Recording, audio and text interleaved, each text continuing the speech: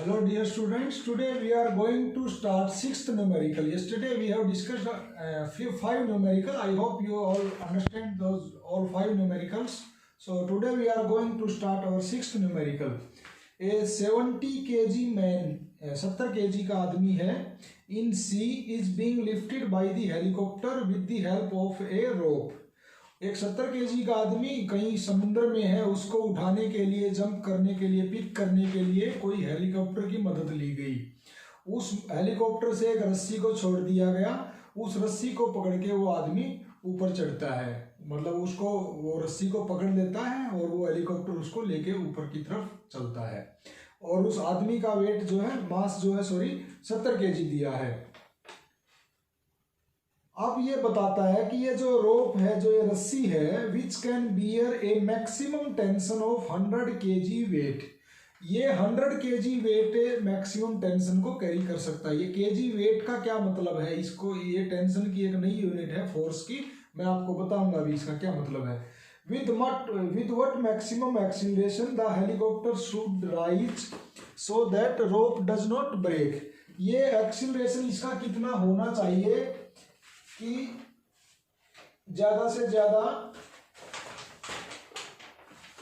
मान लिया ये एक आदमी है, यहाँ समुद्र का ये जो फ्लैट सरफेस होती है पानी की, ये वो दिखाई है मैंने, और इसके ऊपर ये मान लिया एक आदमी है। इस आदमी का मास जो है 70 केजी गिवन है, 70 केजी। ऊपर से एक हेलीकॉप्टर है, वो हेलीकॉप्टर इसको क्या करेगा, ऐसे रस्सी छोड़ देगा, ये इस रस्सी को पकड़ेगा। जब ये इस रस्सी को पकड़ लेगा तो ये ऊपर की तरफ बढ़ेगा, ऊपर उठेगा। बोल रहा है कि जब ये ऊपर उठेगा, इस हेलीकॉप्टर का मैक्सिमम एक्सीलरेशन कितना हो सकता है, how much maximum acceleration is possible so that this rope should not break. ये रस्सी जो है ना टूटे। इस बात का क्या मतलब है, क्योंकि देखो जब ये इसको लेके ऊपर चढ़ेगा तो जैसे जैसे अपवर्ड डायरेक्शन में एक्सीलरेशन होता है, जैसे लिफ्ट के केस में आपने सीखा है कि लिफ्ट अगर ऊपर की तरफ बढ़ रही है तो जैसे जैसे उसका ऊपर की तरफ एक्सीलरेशन होता है तो उस आदमी का अपेरेंट वेट जो है, इफेक्टिव वेट जो है वो बढ़ जाता है। और फिफ्थ न्यूमेरिकल में मैंने बताया था कि वो G+A के बराबर होता है। तो वो अगर वेट उसका बढ़ेगा तो इस तरीके से इस रस्सी के अंदर एक टेंशन आएगी। तो ये जो रस्सी जो है, रोप जो है, ये मैक्सिमम जितनी टेंशन को बियर कर सकती है, मतलब उसके बाद वो टूट जाएगी। ये इसने बताया है 100 केजी वेट, 100 केजी वेट, ये इतनी इसके अंदर टेंशन तो ये बियर कर सकती है। उसके बाद भी अगर इसका एक्सीलरेशन बढ़ता जाएगा तो इसका अपेरेंट वेट तो इस आदमी का बढ़ता जाएगा, इसका वेट बढ़ने से इस टेंशन में और इस रस्सी में टेंशन और ज्यादा हो जाएगी, तो फिर ये टूट जाएगा। तो वो मैक्सिमम एक्सीलरेशन निकालना है कि जहां तक ये ना टूटे ये रस्सी। तो सबसे पहले तो मैं ये सारी गिवन डाटा लिखता हूं। मास of the man is 70 kg. Maximum tension which this rope can take या bear, तो वो मैक्सिमम टेंशन या परमिसिबल वैल्यू भी इसको बोल सकते हैं, या बियरिंग कैपेसिटी 100 केजी वेट। इस बात का क्या मतलब है, ये एक्चुअल में फोर्स की एक यूनिट है, और इसको जब एसआई सिस्टम में कन्वर्ट करना होता है, केजी वेट याद रखना, इसको 9.8 से मल्टीप्लाई कर दो तो it will be converted into Newton, क्योंकि ये वेट की फॉर्म में दिया है। जैसे मास इंटू जी, mg वेट बनता है ना, तो सिर्फ अगर कहीं पे मास दिया रहता है तो मास को अगर वेट में कन्वर्ट करना होता है तो उसको हम 9.8 से मल्टीप्लाई करते हैं। तो ये इस तरीके से सिर्फ मास की फॉर्म में यूनिट होती है, kg into weight, kg weight. तो इसको अगर फोर्स में कन्वर्ट करना है तो 9.8 से मल्टीप्लाई कर दो, you will get it in newton. तो ट्यूशन ये इतनी टेंशन जो है ये रस्सी कैरी कर सकती है। अब ये चाहता है कि ये ना टूटे। अगर ये ना टूटे तो ऐसा कब हो सकता है पॉसिबल, ये जो इसका अपेरेंट वेट है mg+a, ये इस टेंशन से या तो कम होना चाहिए या इसके बराबर होना चाहिए। तो mg+a मतलब mg तो उसका जब वो खड़ा हुआ था 70 × 9.8, ये तो उतना वेट था। अब वो ऊपर की तरफ एक्सीलरेट करता है तो उसका अपेरेंट वेट बढ़ता जाता है। लास्ट न्यूमेरिकल में मैंने बताया था, लास्ट वीडियो में, लास्ट न्यूमेरिकल, कि वो जो बढ़ता है वो प्लस में एक्सीलरेशन हो जाता है। तो ये इसका अपेरेंट वेट होगा और ये बढ़ता जाएगा जैसे जैसे एक्सीलरेशन बढ़ता जाएगा। तो ये बोल रहा है कि ज्यादा से ज्यादा कितना होना चाहिए, इस टेंशन के बराबर। तो ये हमेशा या तो इससे कम रहना चाहिए या इसके बराबर, तो इज इक्वल टू टी। ये इसमें कॉन्सेप्ट लगेगा। Apparent weight should be less than equal to the permissible tension या bearing capacity of this rope. This is main concept. तो बाकी आपको कुछ नहीं, सारी वैल्यूज पुट करनी है। मास of the man 70 kg, ji 9.8 universal constant, plus acceleration maximum कितना हो सकता है वो तो हमें निकालना है। ये सारा किससे कम होना चाहिए, टेंशन 100 गुना 9.8। सोल्व करते हैं इसको। 9.8 plus acceleration should be less than equal to 100 into 9.8 divided by 70। ये इस जीरो से जीरो कैंसिल आउट हो जाएगा, ये जीरो यहाँ पे मल्टीप्लाई करेंगे तो ये पॉइंट हट जाएगा और ये क्या बच जाएगा 14। तो उधर पूरा क्या बना 14। तो ये 9.8 को जब उधर लेके जाएंगे तो एक्सीलरेशन बचेगा सिर्फ should be less than equal to 14 minus 9.8। ये क्या आ जाएगा, इसको जब सब्ट्रैक्ट करेंगे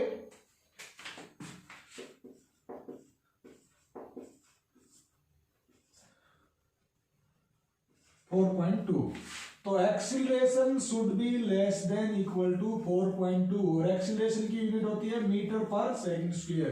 तो ज्यादा से ज्यादा इसका हेलीकॉप्टर का ऊपर चढ़ने का जो एक्सीलरेशन है वो ज्यादा से ज्यादा कितना होना चाहिए 4.2 मीटर पर सेकंड स्क्वायर। उसके बराबर या उससे कम अगर रहेगा तो ये रस्सी नहीं टूटेगी।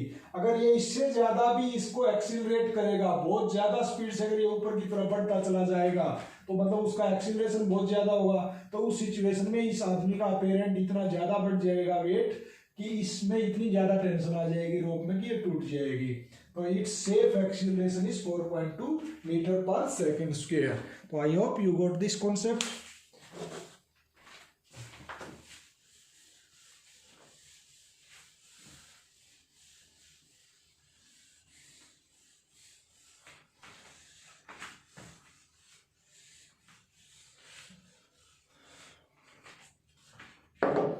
नेक्स्ट न्यूमेरिकल करते हैं।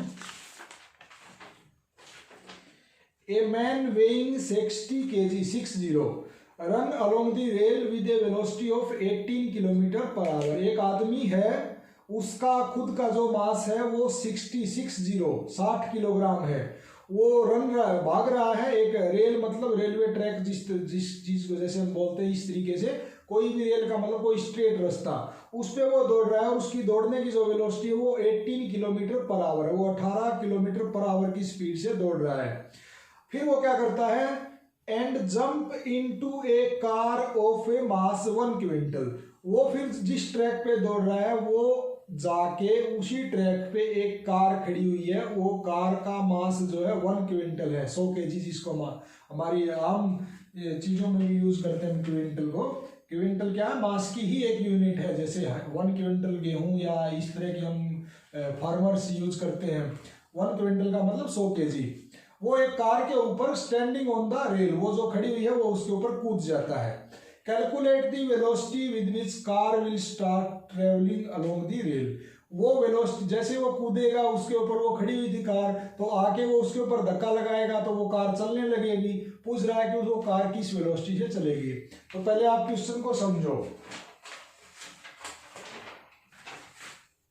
मान लिया ये एक ऐसे सीधा रास्ता है, रेल है, इसके ऊपर ये कार खड़ी हुई है और कार का जो खुद का मास है वो है 100 kg, 1 क्विंटल का मतलब। एक आदमी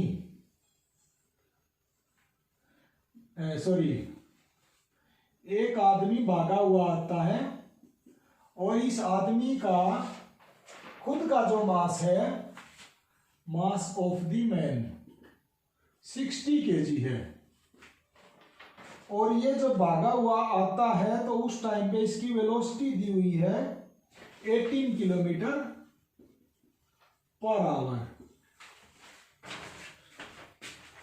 अब जब ये ऐसे भागा हुआ आएगा और जब इसके ऊपर जंप लगाएगा, तो आपने जनरली कुछ इस तरह की चीजें देखी होगी, कोई चीज खड़ी रहती है, आप अगर भाग के एकदम उस पर कूदते हो तो वो गाड़ी या कोई चीज हिलती है, और अगर वो हल्की है तो वो आगे की तरफ चलने भी लगती है। बोट वगैरह, आपने स्विमिंग पूल वगैरह में इस तरह की चीजें आपने नोटिस किया अगर है तो ये ऐसे होता है। कोई बाइक खड़ी है या साइकिल खड़ा है, अगर आप भाग के आते हो उसके ऊपर कूदते हो तो वो आगे की तरफ जाता है। तो पूछ रहा है कि जिस मोमेंट पे इस कार के अंदर ये आदमी आ जाएगा,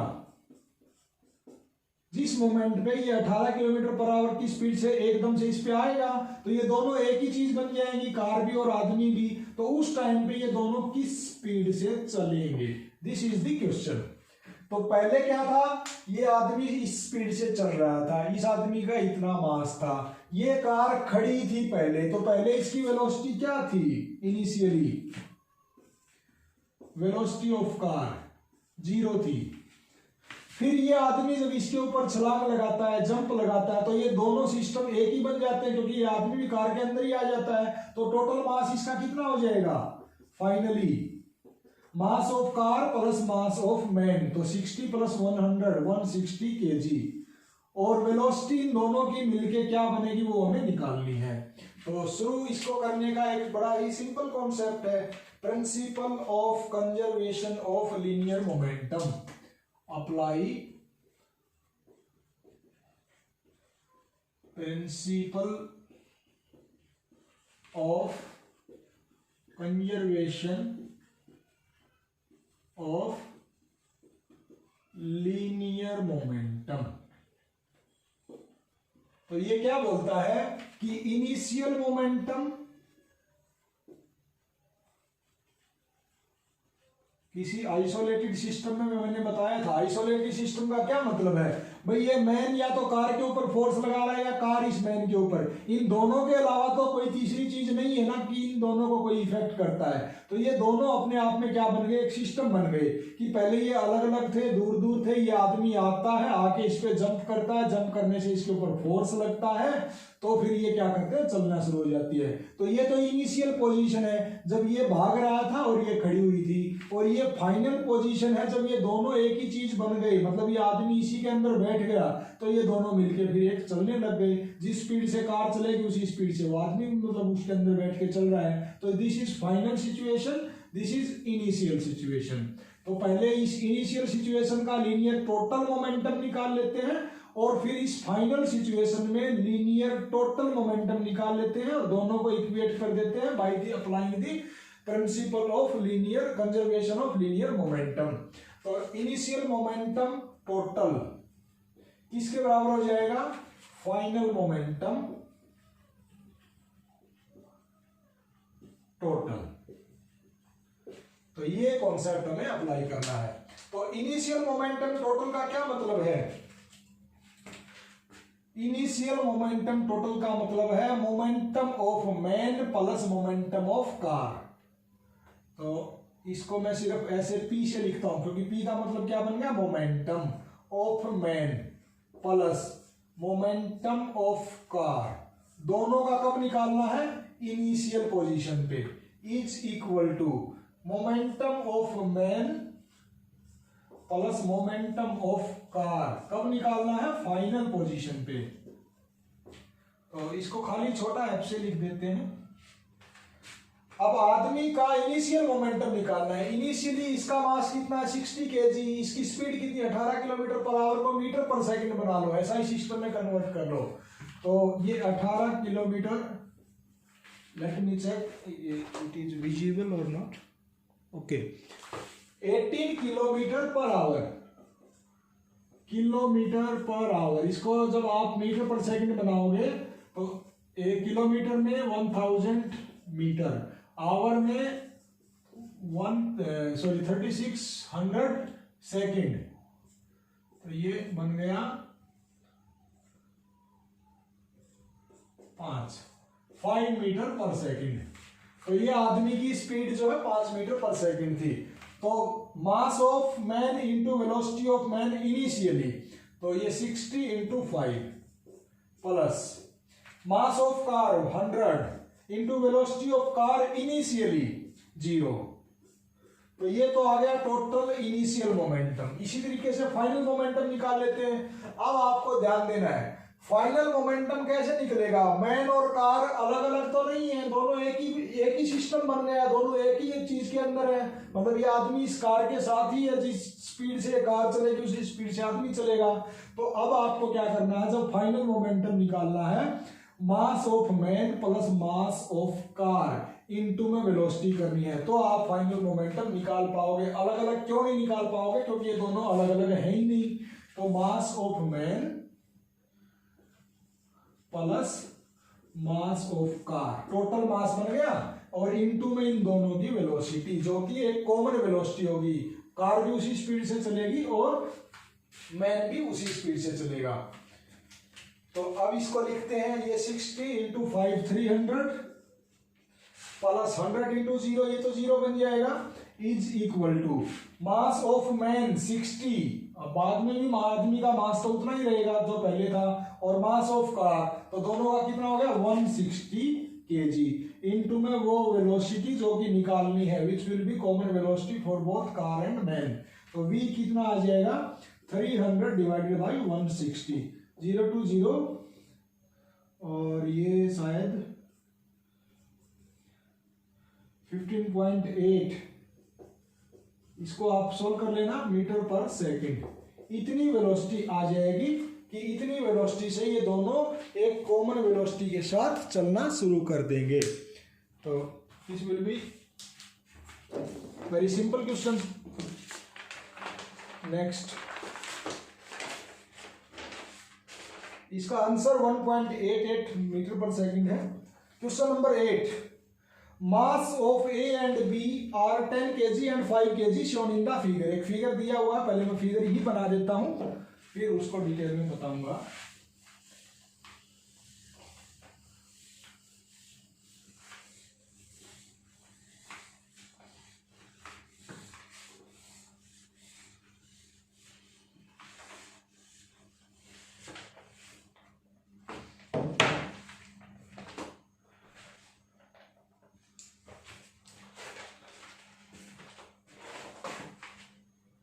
ये एक सरफेस है, इस सरफेस के ऊपर ये एक मास रखा हुआ है, और ये मास जो है इसका नाम ए है, और इस मास के साथ ये एक पुल्ली है जो कि फ्रीली जो रोटेट कर सकती है, और इसके ऊपर से ये एक स्ट्रिंग जिसको रस्सी बोलते हैं वो गई हुई है। तो इस रस्सी से नीचे की डायरेक्शन में एक दूसरा मास बंधा हुआ है, और इस मास का नाम जो है बीम है। और ये जो मास है ए, इसके ऊपर एक ऐसे ही हमारी जरूरत के हिसाब से छोटा या बड़ा हम मास रख सकते हैं, और उसका नाम है सी। तो अब देखो, mass of A and B are 10 kg and 5 kg, ये दोनों चीजें दी हुई है। ये जो ब्लॉक ए है इसका मास दे दिया 10 kg, ब्लॉक बी जो है उसका मास दे दिया 5 kg। Calculate the minimum mass of C, ये वो मास जो है सी जो आप अपनी मर्जी से रख सकते हो, इसकी वो कम से कम वैल्यू बताओ विच में स्टॉप ए मतलब इस मास को, विच में स्टॉप ए फ्रॉम स्लीपिंग। देखो भाई, अब इस मास को ये नीचे वाला मास खींचेगा, तो ये इसको अगर खींचेगा तो ये ऐसे जाएगा फिसलता हुआ, तो ये कब रुक सकता है, जब इधर में कुछ इतना ज्यादा मास हो जाए कि टोटल फ्रिक्शन फोर्स जो है, क्योंकि फ्रिक्शन अगर ये उधर इसको चलाएगा तो फ्रिक्शन फोर्स किधर लगेगा, फ्रिक्शन फोर्स इस डायरेक्शन में लगेगा। तो टोटल फ्रिक्शन फोर्स इतना ज्यादा हो जाए कि इस मास की वजह से ये उधर ना खिसके, ना स्लिप करे। तो ये कब होगा, जब यहाँ पे मास की इतनी सुफिशियंट वैल्यू होगी। अब इस ए मास की तो वैल्यू दे दी डायरेक्ट 10 kg, ये तो कुछ नहीं कर सकते, लेकिन इसके ऊपर आप एक्स्ट्रा मास रख सकते हो। तो वो जो एक्स्ट्रा मास रख सकते हो वो सी मास की वो कम से कम वैल्यू बतानी है आपको कि ये ना चले। This is our question.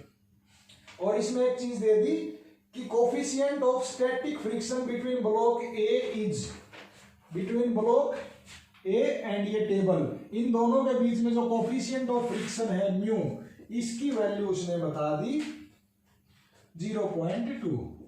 अब हमें सी का वो कम से कम वैल्यू निकालना है, मास मतलब कितने केजी का ये होना चाहिए कि ये स्लिप करके उधर ना जाए। तो अब देखो क्या होना चाहिए, ये स्लिप ना करने की क्या कंडीशन है, स्लिप ना करने की तो यही कंडीशन है कि ये फ्रिक्शन फोर्स जो है ये कम से कम या तो होना चाहिए बड़ा या होना चाहिए बराबर, किसके बराबर, ये जो फोर्स बी की वजह से इसको नीचे खींचने वाला है, तो friction force should be greater than equal to the M G of B, क्योंकि ये बी का मास जो है मान लिया एम बी है, ये इसको मास ऑफ बी इंटू जी, ये इसका वेट बन गया, तो एम जी ऑफ बी ये क्या करेगा, इसको नीचे की तरफ खींचेगा, ये नीचे की तरफ खींचेगा तो ये ब्लॉक इधर से स्लिप करके उधर जाएगा। तो क्या है सॉल्यूशन, क्या कंडीशन बनेगी, फॉर नॉट मूविंग या स्लिपिंग ऑफ ए, कब स्लिप नहीं करेगा, जब फ्रिक्शन फोर्स जो है greater than equal to M G of B होगा।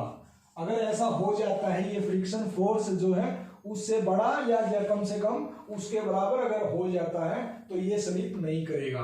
ठीक है, अब इसके बाद हम एक चीज जानते हैं भाई, एफ फ्रिक्शनल फोर्स जो होता है that is directly proportional to reaction force, और ये इसको जब आप डायरेक्टली प्रोपोर्शनल को हटाते हो तो ये किसके बराबर होता है, coefficient of friction into R. अगर चल नहीं रहा है तो स्टैटिक फ्रिक्शन, और चल रहा है तो काइनेमेटिक फ्रिक्शन। तो अब ये रुका हुआ है, अगर चल ही जाएगा तो फिर तो ये कंडीशन फेल हो जाएगी, फिर तो पूरा सिस्टम ही फेल हो जाएगा।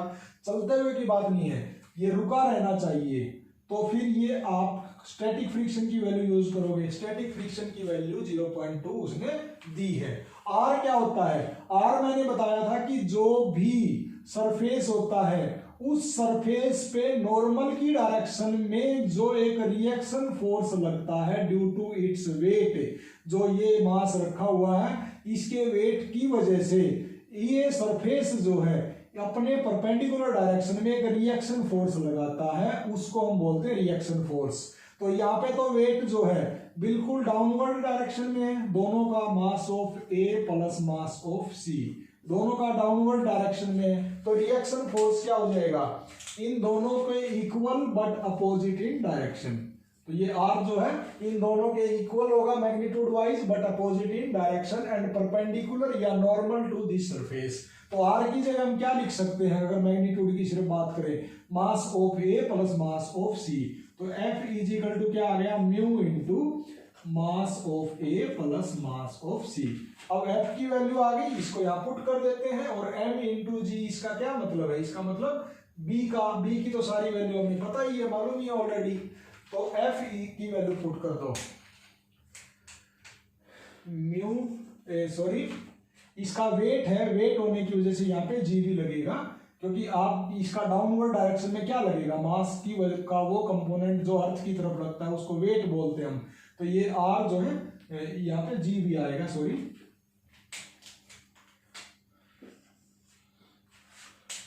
तो फ्रिक्शन फोर्स की जगह हम क्या लिख सकते हैं, mu into R should be greater than M G of B, और म्यू इंटू आर की क्या वैल्यू है, आर की वैल्यू है ये दोनों के weight, mass of A mass of C, इन दोनों को मिला के इनका जो वेट है उसके अपोजिट, तो mass of A plus mass of C into g, ये आर की वैल्यू है। This should be greater than और equal to M into g of B. तो देखो दोनों तरफ जी है, जी की वैल्यू तो यहाँ पे भी 9.8 आएगी, यहाँ पे भी 9.8 आएगी, तो we can cancel it out. आप बाकी की सारी वैल्यूज पुट कर देते हैं, जो वैल्यू नहीं है वो हमसे पूछी गई है, मास ऑफ सी, तो अब सारी वैल्यू पुट जब हम करेंगे तो म्यू की क्या वैल्यू है 0.2, mass of A is given 10 kg plus mass of C हमें निकालना है, should be greater than equal to mass of B 5 kg। अब इस 0.2 को जब उधर ले जाओगे तो ये बन जाएगा 10 plus m of c should be greater than equal to 5 divided by 0.2। ये पॉइंट को जब हटा देंगे तो ऊपर 0 बन जाएगा, तो ये कटने के बाद 25। तो m of c should be greater than equal to 25 minus 10। m of c should be greater than equal to 15 kg। तो इसका क्या मतलब है, ये ब्लॉक जो c है ये कम से कम 15 kg का होना चाहिए। उससे ज्यादा हो जाए तो बड़ी अच्छी बात है, लेकिन ये कम से कम 15 kg का होना चाहिए। तो जाके फिर क्या होगा कि ये ब्लॉक बी जो है इस पूरे ए ब्लॉक को उधर की तरफ स्लिप नहीं करवा पाएगा, इट विल रिमेन स्टेशनरी। तो I hope you get this concept also. We are going for next numerical.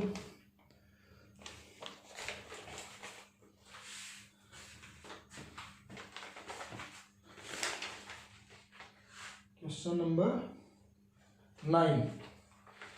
A body rolled on ice with a velocity of 8 metre per second. एक body है, मतलब कोई भी general body जो होती है वो बर्फ के ऊपर रोल करती है, एक वेलोसिटी है उसकी 8 मीटर पर सेकेंड।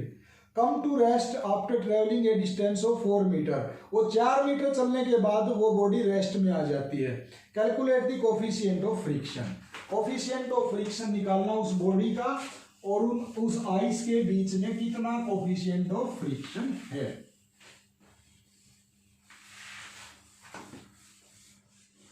ये न्यूमेरिकल में बड़ा अच्छा कॉन्सेप्ट है। इसकी स्टेटमेंट जितनी छोटी है कॉन्सेप्ट उसमें अच्छा खासा लगा है।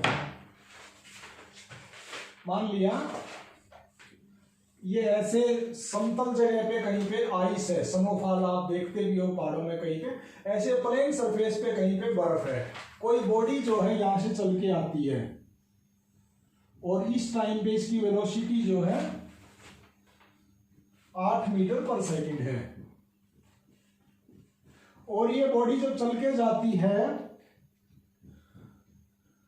4 मीटर चलने के बाद, यहां से जब ये 4 मीटर चलती है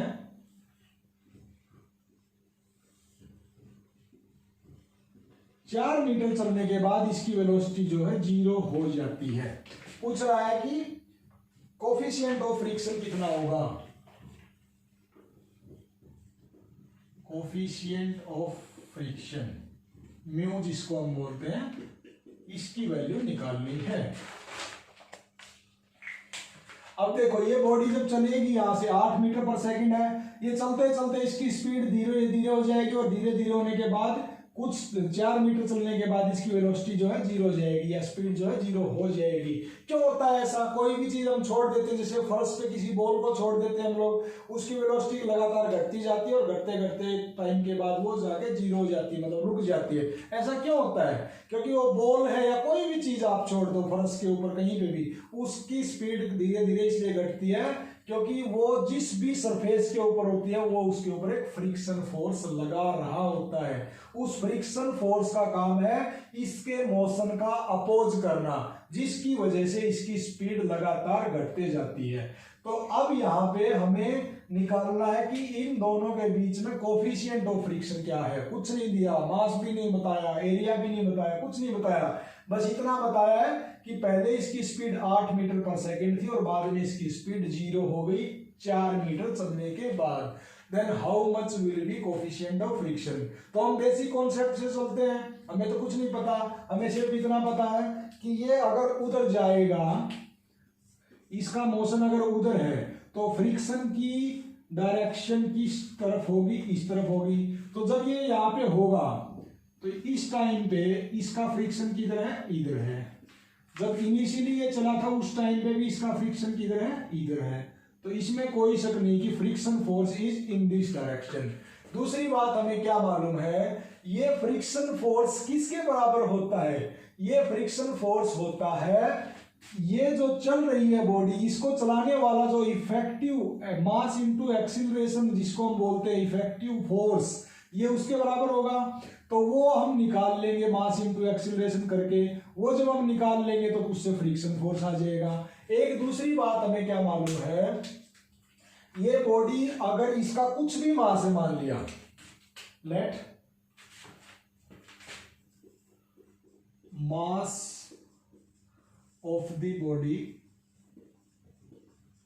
इज m kg, तो ये बॉडी चाहे चल रही है चाहे रुकी हुई है, मास तो इसका कोई चेंज नहीं होने वाला, सिर्फ वेलोसिटी चेंज होगी। तो यहां पर भी इसका वेट कितना है mg, और यहां पे जब ये रुक जाएगी तो भी इसका वेट कितना है mg।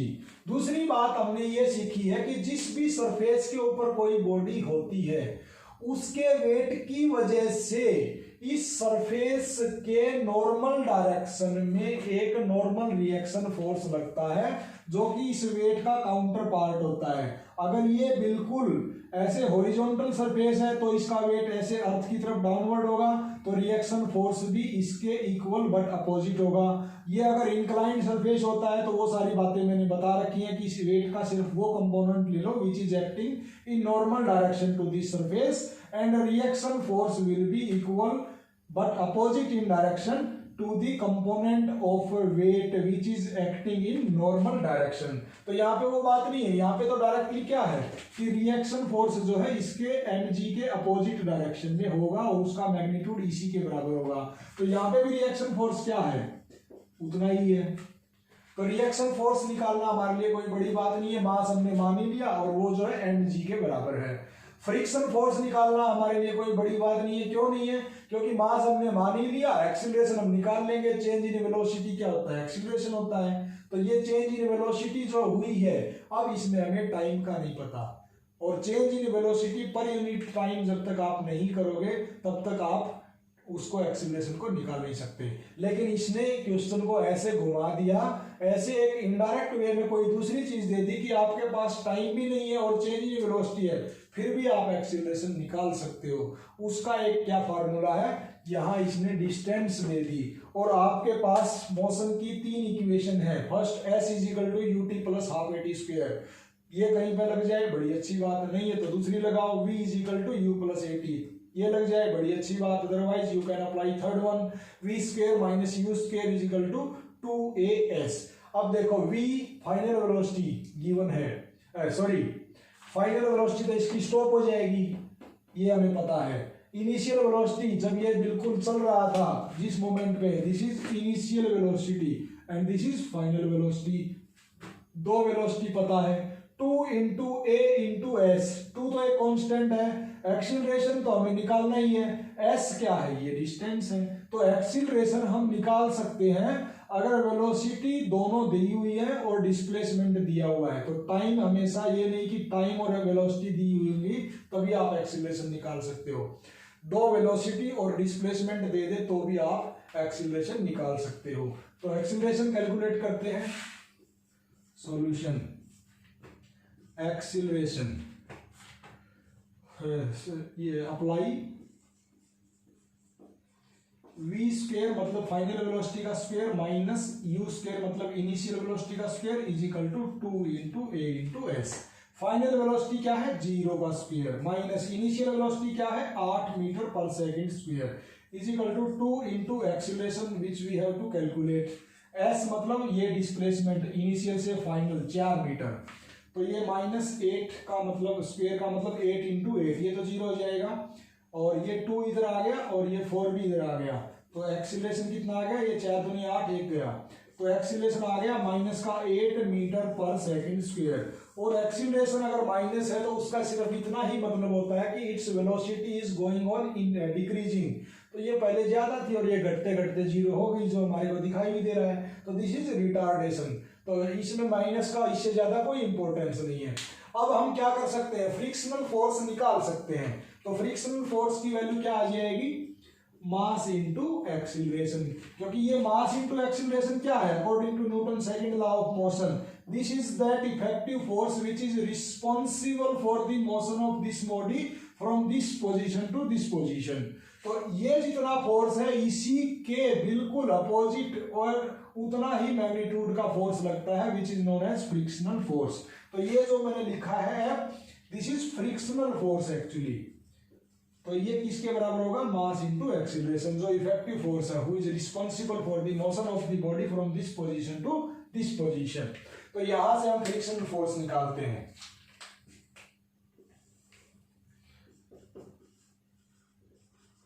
Frictional force is equal to mass हमने माना है इस बॉडी का m, तो लिख देते हैं, और तो हम कुछ कर नहीं सकते। अब देखते हैं क्या होता है। एक्सीलरेशन 8, तो सिर्फ मैग्नीट्यूड की बात है, ये डायरेक्शन बताता है माइनस, तो कोई जरूरी नहीं कि आप माइनस लगाओ, लगा भी दोगे तो क्या है उससे, ये है कि friction force is acting in opposite direction.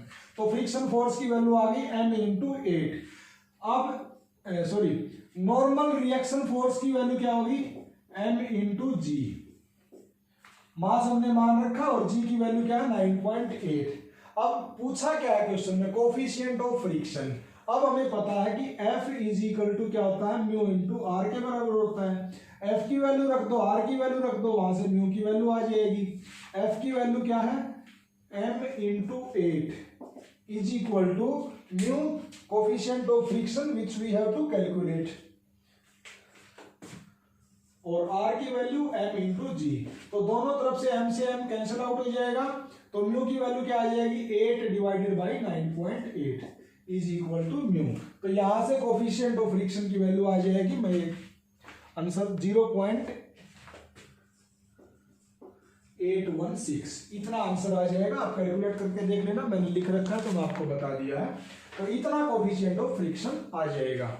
तो आज की वीडियो शायद ऑलरेडी बड़ी बन चुकी है, तो आगे का न्यूमेरिकल हम कल से करते हैं, 10th न्यूमेरिकल को। तो today I am going to stop it here. Thank you.